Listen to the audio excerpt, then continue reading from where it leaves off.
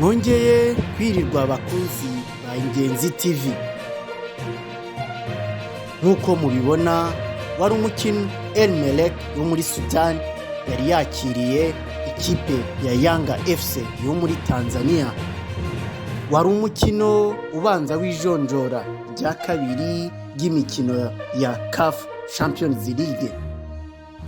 N'umukino wabaye kuri uyu wa gatandatu saa 9 kuri Kigali Pele Stadium, wakiriwe na El Merreikh nyuma yuko ifashe umwanzuro wo kujya yakirira iyi mikino yayo mu Rwanda, bitewe nuko hari ikibazo cy'umutekano muke kiri iwabo muri Sudani.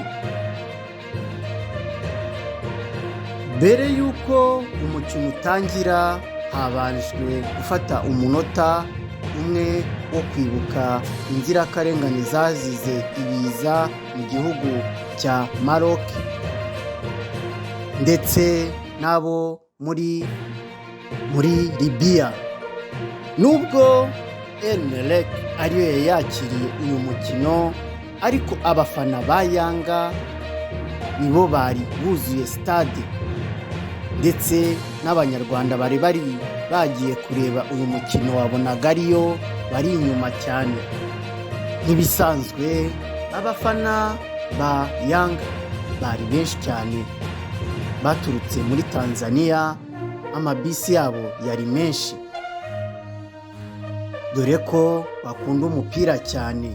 Biryogo, Nyamirambo bari bo gusa buzuye babyina intsinzi mbere yuko n'umukino utangira. Ku isaha y'isa 9 zuzuye, umusifuzi yaratangije umukino.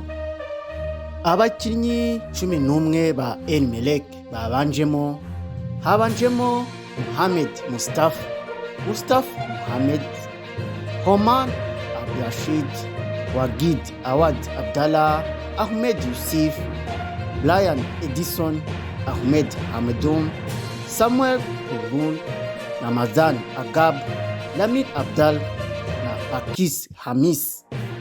Naho ikipe yabanjemo 11 Yanga habanjemo Jigid Diala, Ibrahim Abdal, Dickson Nicholson Job, Maxim Piam, Khalid Ocho, Stefan Azik na Romasen Mutambala, Kasul Wayao, Clement Francis Mizi, Pacom Pedro na Mudatil Abbas. Umukino watangiye ku mpande zombi batakana, ubona buri wese agera ku izamu ry'undi, ari nako barutahizamu ba Yanga barimo Romarisa Mutambala bakomeje gusatira cyane, gusa gutereka inshundura bikomeza kunanirana. Ni nako abakinnyi ba Sudani nabo bacishagamo bakataka bikomeye. Igitego cyakomeje kubura ku mpande zombi birananirana. Ni nabwo igice cya mbere cyaje kurangira amakipe anganya ubusa. Igice cya kabiri cyaje gutangira, ku mpande zombi bakomeza kwatakana, cyane cyane ikipe ya Yanga. Ni nabwo ku munota wa 61 Kennedy Musonda yafunguye amazamu ku mupira mwiza yari ahawe na Aziz. Igitego cy'umutwe cyiza kiba kiranyoye. Abafana ba Yanga biterera hejuru bishimira igitego bari babonye, dore ko ari cyo gitego cya mbere bari babonye muri uyu mukino. Stade yose yiterera hejuru cyane bikomeye. Yanga yakomeje kwataka ishaka igitego cya kabiri, biza kuyihira. Yahise ibona igitego cya kabiri ku ishuti rikomeye rigendera hasi. Uwitwa Clement Francis Muzizi abonye igitego cya kabiri cy'ikipe ya Yanga. Ibyishimo by'abafana ba Yanga biterera hejuru bishimira intsinzi bari babonye. bavuga bati ikipe turayirangije. Byari ibyishimo muri stade nk'uko mubibona. Umukino waje gukomeza, Elmerek ishaka kwishyura ariko igahusha uburyo bugaragara.